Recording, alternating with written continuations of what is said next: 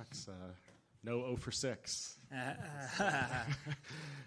happy are you right now? I'm pretty happy, man. Like I said, though, it sucks, you know. I came in here to be spoiled. That's what I'm going to do. But it sucks to do it against a man like that, you know. Like, I had to do it for against Korean Zombie. Now I do it against Dustin. These guys are just great people, you know. Forget what they did in the fight game. They're just great human beings, man. They're just great people. And I got nothing but love and respect for him, what he did.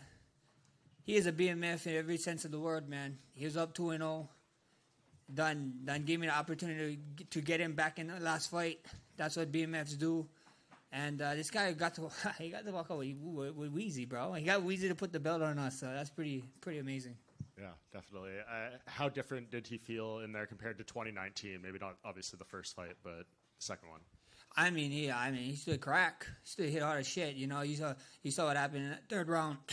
I mean, in the first round, too, I was like, oh, yeah, I got him. And then I was like, what the hell, bro? This guy kept coming back. You know, I kept forgetting that this is a retirement fight. His name is the Diamond. So I'm happy we got to give the guy the 5-round roar. You know, I mean, I hope you guys gave shit to Dustin. Not Dustin, but to Dana. How the hell did we not get fight of the night, bro? What is he thinking, bro? Come on, Dana. Yeah, I said something to him. Yeah. He didn't give you an extra one. Sorry.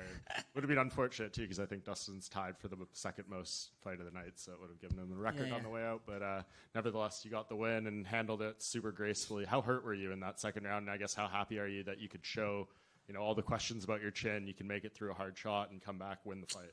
I mean, yeah, I was pretty hurt, bro. I can't say nothing. You know, at the end of the day, I was calm. I was cool.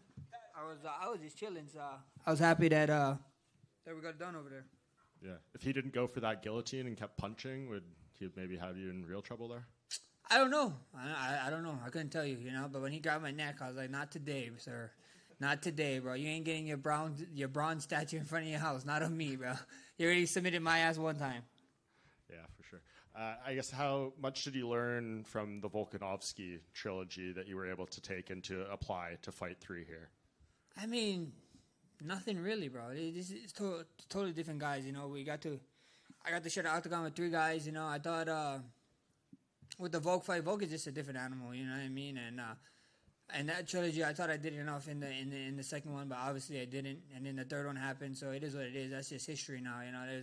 There's no reason to be soaking in the past, you know, or worrying about spilled milk. Yeah. Well, I guess speaking of the past and thinking of the future, though, Dana was asked about a potential fight with you and Ilya again, and you know said it would probably be the BMF and the lightweight belt this time around.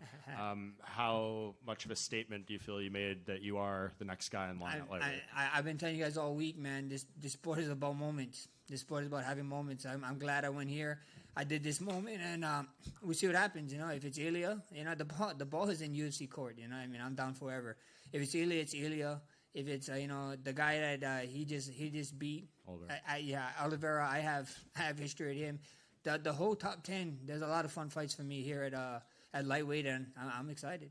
And just recap the point down moment this time around. Dustin was saying you were both looking up at the clock. Yeah. When I saw Dustin looking at the clock, I heard my corner say 30 seconds.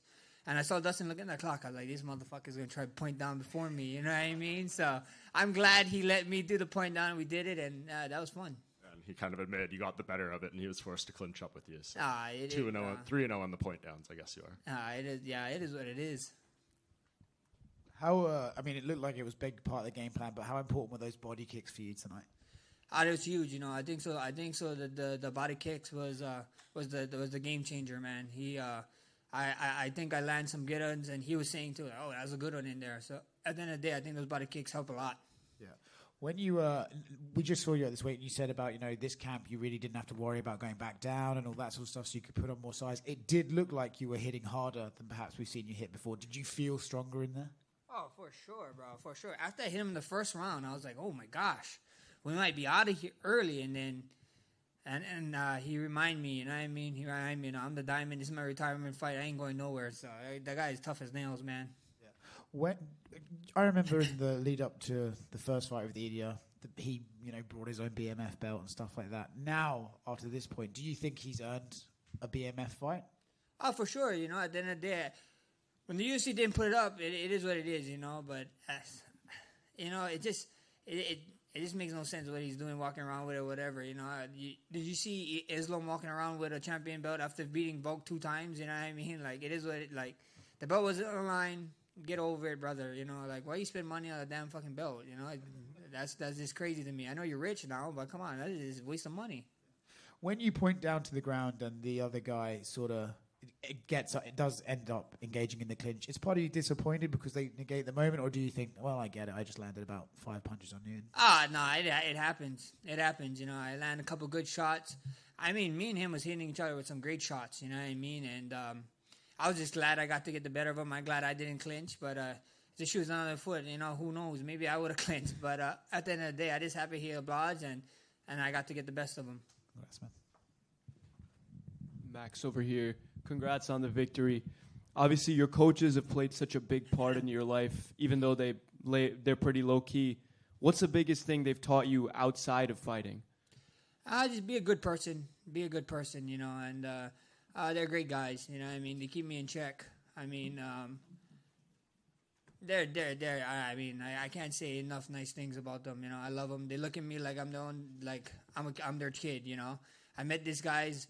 They're all 10 plus years older than me, and I met these guys when I was a young kid, when I was 19, 20, and look at me like I'm a child to them. So I got nothing but love for them, man. I owe them a lot.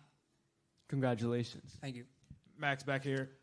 You know, you kind of embraced that villain role of, you know, being the spoiler on Dustin's homecoming, his retirement fight. But just talk about the atmosphere from this crowd that got behind their hometown kid, and how cool was that? I loved it, man. I loved it. I know I had to beg for the booze, and I'm glad I did. I'm glad I did. I'm glad I got it. You know, he deserves it. Like I said, if this was in Hawaii, brother, you guys getting booed, you know. I was just talking to Chris Weidman. Chris Weidman, he married a girl from my part of town, Waianae, but like more specific, when my wife is from Macau. His wife is from Macau. And I told Chris Weidman, if I ever fought you in Hawaii, they'll boo your ass. And he's like, my family probably boo my ass. So that's just how it is. You know, that's how it would go. Thanks, Max. Congrats. Max, just one quick one. One thing that stood out about me after the fight was your son. He came into the cage. He went right up to Dustin, shook his hand, gave him a hug. Very respectful, man. Oh, yeah. How important is it for you to raise your son just like that, to be super respectful within the sport? Awesome. I think my son's a better person than me, to be honest, you know. He got his mother that takes really good care of him, my wife, Alessa, and he's a great human being, you know. And finally, at least the last time we saw him, he was crying, so I guess he got to get one back, at least hugging Dustin, not crying. Thank you, man. All good? Perfect. Thank you, guys. Ain't no funeral like I told you guys.